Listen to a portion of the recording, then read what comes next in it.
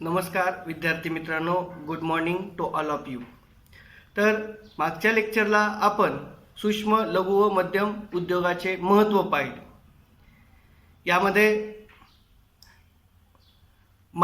Importance of micro small and medium enterprises म्हणजेच सूक्ष्म लघु व मध्यम उद्योगाचे महत्त्व मागच्या लेक्चरला आपण पाहिले.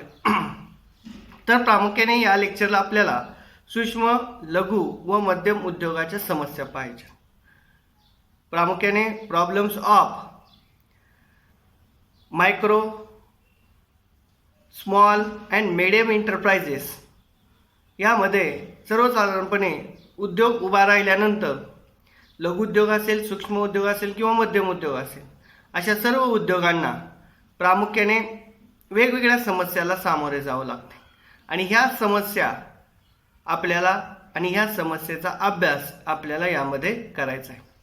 तर खरं पाहता राष्ट्रीय उत्पन्नात भर आणि निर्यातीत वाढ, परकीय चलनाचा वापर न करता देशालाच परकीय चलन मिळवू देण्याच्या क्षेत्रात या क्षेत्राचा मोठा सहभाग आहे. सर्वसाधारणपणे यामध्ये सूक्ष्म उद्योग असेल, लघु उद्योग असेल किंवा मध्यम उद्योग असेल, या उद्योगामुळे सर्वांगीण विकास झालेला दिसतो. त्याचबरोबर या उद्योगामुळे वेगवेगळ्या प्रकारच्या क्षेत्रामध्ये वेगवेगळा विकास झालेला दिसतो. विकासाच्या विरुद्ध आपल्याला ह्या उद्योगामध्ये येणाऱ्या समस्या पाहिजे. सर्वसाधारणपणे हा उद्योग उभा करत असताना वेगवेगळ्या प्रकारच्या समस्याला उद्योजकाला सामोरे जावं लागतं आणि त्या समस्यातून उद्योजक जर उभारून राहू शकला नाही तर त्याचा उद्योग व्यवसाय बंद पडण्याच्या चिंताजनक उदाहरणे आपल्याला पाहायला मिळतात. त्यासाठी सूक्ष्म लघु व मध्यम उद्योगाच्या समस्या जाणून घेऊया आणि त्याचा अभ्यास करूया. त्यामध्ये सगळ्यात पहिली आणि महत्त्वाची समस्या ती सर्वच सूक्ष्म लघु आणि मध्यम उद्योगांना येते, ती म्हणजे अपुरे भांडवल. त्यानंतर कच्च्या मालाच्या समस्या, त्यानंतर विक्रीविषयक समस्या, पायाभूत सुविधेची कमतरता, कालबाह्य व जुने तंत्रज्ञान, कौशल्य प्राप्त मनुष्यबळाचा तुटवडा म्हणजे कार्यक्षम कर्मचाऱ्यांचा तुटवडा आपल्याला म्हणता येईल. त्याचबरोबर मोठ्या उद्योगांची स्पर्धा, त्यानंतर व्यवस्थापन कौशल्याचा अभाव आणि इतर समस्या, अशा वेगवेगळ्या समस्यांना सूक्ष्म असेल, लघु असेल आणि मध्यम उद्योगांना सामोरे जावं लागतं. त्यापैकी अपुरे भांडवल. सर्वसाधारणपणे कोणत्याही उद्योगाचा जर विकास व्हायचा असेल तर त्याला महत्त्वाचं कारण असतं, ते म्हणजे भांडवलाची निर्मिती किंवा भांडवल उभारणे. परंतु उत्पादन घटकातील प्रमुख घटक म्हणजे भांडवल असतो. सूक्ष्म लघु आणि मध्यम उद्योगाच्या प्रगतीतील अडथळा म्हणजे अपुरे भांडवल आहे. बऱ्याचशा लघु उद्योग, सूक्ष्म उद्योग आणि मध्यम उद्योगांना भांडवल विपुल प्रमाणात मिळत नाही.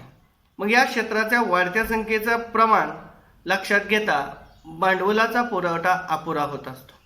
सरकारने वित्तीय पुरवठ्याबाबत विविध योजना आखल्या आहेत, तरीही बँका, इतर संघटना, संस्थेकडून अशा उद्योगांना कर्ज व भांडवल उभारणी करून दिली जात नाही. त्यामुळे खाजगी सावकार, पेढेवाले यांचेकडून जादा व्याजदराने भांडवलासाठी कर्ज घ्यावी लागतात किंवा अशी कर्ज घेतली नाही तर उद्योगाच्या वाढीच्या दृष्टीने आपल्याला कोणतेही पाऊल उचलता येत नाही. परिणामी हे उद्योग कमकुवत होतात, आजारी पडतात आणि त्या दृष्टीने साहसी भांडवल आणि सहजासहजी यांना भांडवल पुरवठा उपलब्ध नसल्यामुळे असे उद्योग बंद पडताना दिसत. कारण या उद्योगांना भांडवलाचा अभाव प्रामुख्याने जाणून येतो. कारण ज्या उद्योगाकडे मुबलक प्रमाणात भांडवल आहे असे उद्योग प्रगतीपथावर जाऊन पोचतात, परंतु ज्या उद्योगाकडे विपुल प्रमाणात भांडवल नाही अशा उद्योगांना भांडवलाबाबतच्या वेगवेगळ्या समस्या सामोरे जावं लागतं. कारण या उद्योगाला सर्वसाधारणपणे कोणतेही वित्तीय संस्था किंवा सरकारी बँकांकडून कर्ज दिले जात नाही किंवा कर्ज देण्यास अशा संस्था नाकारत असतात. मग अशा संस्था खाजगी बँकांकडून किंवा सावकाराकडून कर्ज घेतात आणि कर्ज घेतल्यानंतर त्याची परतफेड करू शकत नसल्यामुळे ते व्यवसाय आजारी पडतात, दिवाळखोर बनतात किंवा कालांतराने बंद पडतात आणि हे एक उदाहरण आपल्याला सांगता येईल. तसेच या उद्योगांना साहसी भांडवल व्हेंचर कॅपिटल कमी पडते आणि त्यामुळे ते उद्योग बंद पडताना दिसतात. त्यानंतर कच्च्या मालाची समस्या, प्रामुख्याने सूक्ष्म, लघु आणि मध्यम उद्योगांना ही समस्या भेडसावणारी असते. कारण खरं पाहता हे उद्योग हे निसर्गावर आधारित उद्योग असतात, कच्च्या मालावर आधारित उद्योग असतात, ग्रामीण भागावर आधारित उद्योग असतात आणि ज्या उद्देशाने हे उद्योग उभा राहिलेले आहेत आणि त्यांना जो कच्चा माल लागतो तोच कच्चा माल जर त्यांना मिळाला नाही तर त्या उद्योग बंद पडत असतात किंवा कच्च्या मालाच्या समस्येमुळे त्या उद्योगांना बरेचसे अडथळे निर्माण होतात. कारण बऱ्याचशा वेळेला निसर्गावर चालणारी हे उद्योग आहेत, हे निसर्गाचे चक्र हे हंगामी स्वरूपाचं असतं. यामध्ये वारंवार बारमाही अशा प्रकारचा कच्चा माल लघु उद्योगाला मिळू शकत नाही. मग अशा वेळेस लघु उद्योगामध्ये कच्च्या मालाच्या अभावामुळे बरेचसे उद्योग आणि व्यवसाय बंद पडलेले आपल्याला दिसून येतात.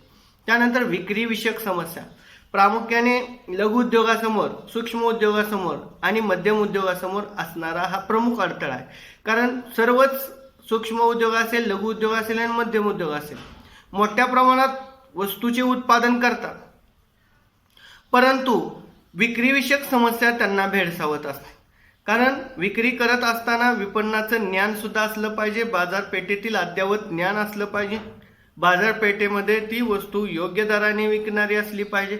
अशा संपूर्ण बाजारपेठेच्या संशोधनाचा त्यांना अभ्यास नसतो आणि बाजारपेठ संशोधनामुळे अभ्यास नसल्यामुळे, बाजारपेठेचा अभ्यास नसल्यामुळे, विपणनाचा अभ्यास नसल्यामुळे कोणती वस्तू किती किमतीला, कशा पद्धतीने आणि बाजारपेठेतील वस्तूच्या बरोबर स्पर्धा करणारी वस्तू या सर्व गोष्टीचा अभाव असल्यामुळे विक्रीविषयक समस्या लघु उद्योगांना जाणून येत असतात.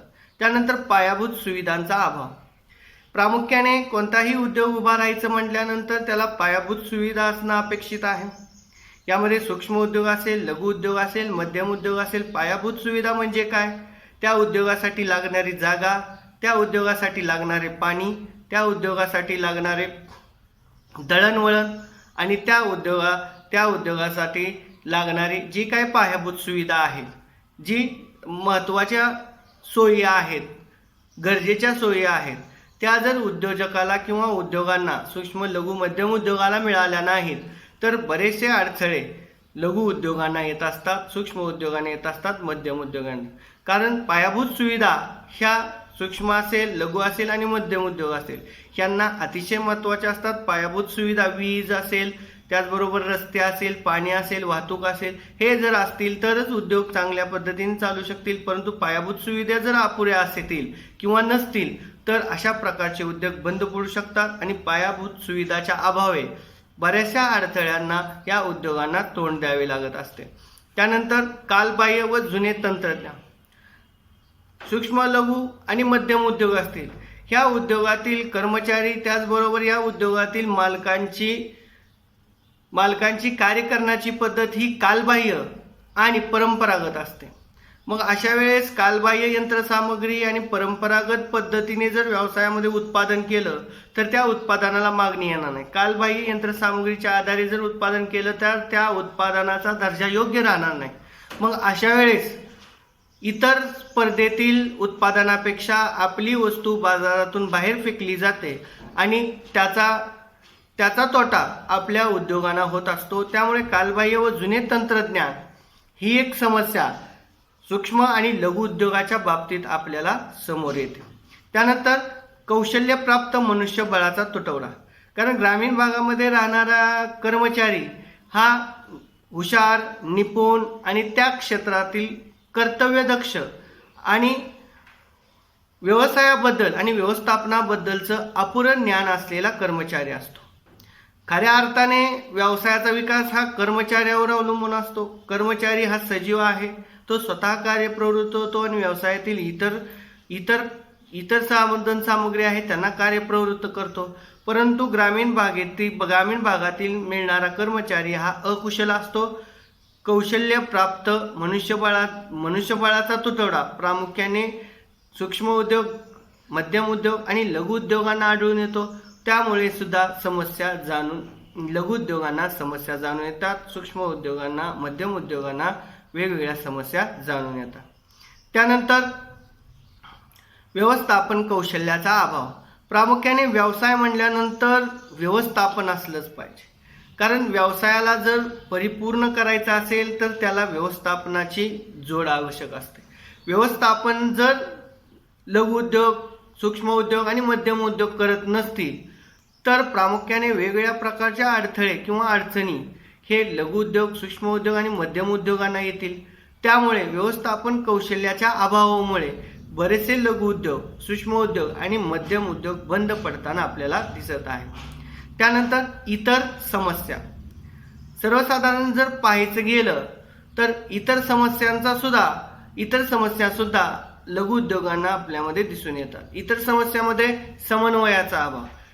ज्या ठिकाणी कर्मचारी काम करतात त्यामध्ये आणि मालकांमध्ये समन्वय नसतं, त्यामुळे सुद्धा अशा प्रकारचे उद्योग बंद पडतात. त्याचबरोबर अशा प्रकारच्या उद्योगांमध्ये मोठ्या प्रमाणात भ्रष्टाचारी चालते, त्यामुळे सुद्धा उद्योग बंद पडतात. त्याचबरोबर अशा प्रकारच्या उद्योगामध्ये कायद्याच्या माहितीचा अभाव असतो, म्हणजे कंपनी कायदा असेल, व्यावसायिक विषयक कायदे असतील, कर्जविषयक कायदे असतील, बँकिंग विषयक कायदे असतील, अशा वेगवेगळ्या कायद्याचा अभाव असतो. त्यामुळे असे उद्योग बंद पडतात. बऱ्याचशा वेळेस या उद्योगाची बंद पडण्याची समस्या ही चिंताजनक आहे. असे नव्याने उद्योग सुरू झालेले जास्तीत जास्त 5 वर्षापर्यंत टिकून ते बंद पडतात, अशी एक चिंताजनक प्रमाण मोठ्या प्रमाणात या उद्योगाचं दिसतं. यामध्ये आपल्याला अजून एक समस्या सांगायची राहिली ती म्हणजे मोठ्या उद्योगांशी स्पर्धा. कारण सूक्ष्म, त्याचबरोबर मध्यम आणि लघु उद्योग ह्या उद्योगांची स्पर्धा ही मोठ्या उद्योगांशी असते, परंतु असे उद्योग, लहान उद्योग मोठ्या उद्योगाची स्पर्धा करू शकत नाहीत. कारण मोठ्या उद्योगांना मोठ्या प्रमाणात भांडवल असतं, त्यांचा विस्तार मोठा असतो, त्यांचं व्यवस्थापन चांगलं असतं, त्यांच्याकडे अद्ययावत ज्ञान असतं, त्यांच्याकडे बाजारपेठेबद्दलचं ज्ञान असतं. परंतु अशा प्रकारचं सर्व ज्ञान हे सूक्ष्म, लघु आणि मध्यम उद्योगाकडे नसतं. त्यामुळे मोठ्या उद्योगांशी त्यांना सहजासहजी स्पर्धा करता येत नाही. आणि सूक्ष्म उद्योग असतील, मध्यम उद्योग असतील आणि लघु उद्योग असतील, ह्या उद्योगातील असणारं जे उत्पादन आहे ते आंतरराष्ट्रीय बाजारपेठेमध्ये विकलं जात नाही. त्यामुळे मोठ्या उद्योगाशी स्पर्धा असल्यामुळे असे उद्योग त्या स्पर्धेत टिकू शकत नाही, त्यामुळे ते बंद पडतात. तर विद्यार्थी मित्रांनो, आजच्या लेक्चरला आपण सूक्ष्म, लघु व मध्यम उद्योगांच्या समस्या म्हणजेच प्रॉब्लेम्स ऑफ MSME म्हणजेच स्मॉल, यामध्ये micro, small and medium enterprises ह्या घटकाचा आपण अभ्यास केला. पुढच्या लेक्चरला आपण त्याच्यावर उपाययोजना पाहूया. धन्यवाद.